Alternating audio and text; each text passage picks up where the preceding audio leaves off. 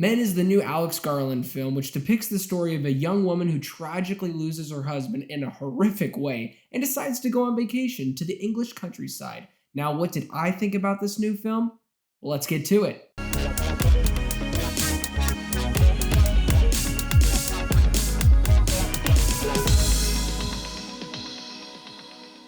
Hey guys, my name is Joseph Curtis, and if you love movies just as much as me, you have come to the right place. Now do me a huge solid and click like and subscribe today. Also, you can follow me on the following social platforms to stay up to date in my world. Now with that out of the way, let's talk about what worked with Men.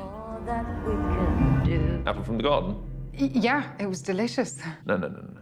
Mustn't do that. The first thing that I have to talk about is the cinematography, done by Rob Hardy, who actually did Alex Garland's previous films, Ex Machina and Annihilation. There really wasn't anything groundbreaking when it came to the cinematography in this film. I just really had to give a shout out because I liked the dude's work from the previous films, and I thought he did another exceptional job with this film. Everything outside, I thought it was so superb. It just drew me into the film. It like sucked me right into the scenery, and I ate it up. Not to like hate on the stuff that was inside, like the interior of the house, when it came to the creepy scenes where she was being stalked by that one weirdo that we all have seen in the trailer. That stuff was good too, like the horror elements, but I really ate up almost every single scene when it came to her and every circumstance that she had to go through outside. It just was terrifying, and it was also beautiful at the same time, and I really dug what Rob was doing in this film. The other thing that worked for me in this film was Jessie, Buckley, and Rory Kinnear. They were the standouts. Obviously, especially Rory Kinnear, he played all the men roles except for Harper's husband. The thing that made me go, what, in the film was,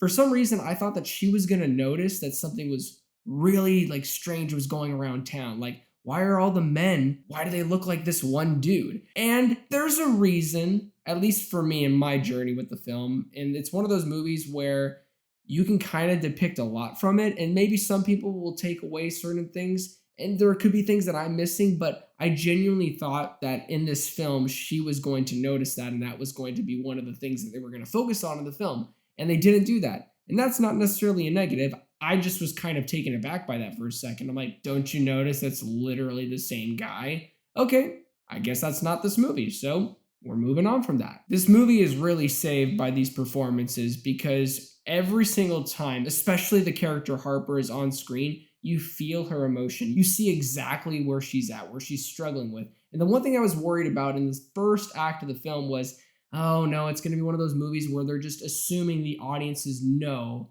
what she's going through. They know what's happening. They don't really have to depict. They don't have to show the events. And they do show it. And I really, really enjoyed that. I'm glad that we got context rather than, oh, look, just assume that this happened. No, I wanted to see those sequences that transpired to this moment. Why is she in this state? Why is she going alone in this vacation house on the English countryside? Now, when it comes to Rory Kinnear, he is absolutely incredible. Whenever he plays the policeman, the Airbnb guy, the creepy naked dude that's just staring at Harper the entire film, he either made me laugh, he either made me cringe, or he just completely blew my mind, especially in the last 10 minutes. That's some messed up stuff. And I really enjoyed the score in this film. They use certain sounds, especially from the trailer. If you hear the trailer, the very first one, this sound that she makes in this tunnel, they utilize that throughout the entire film, and I completely bought into what they were doing. It just was incredible. There was a certain moment also when she's at this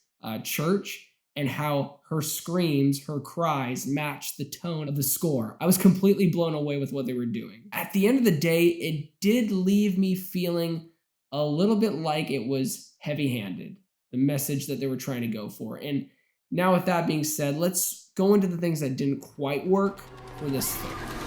Why are you doing that?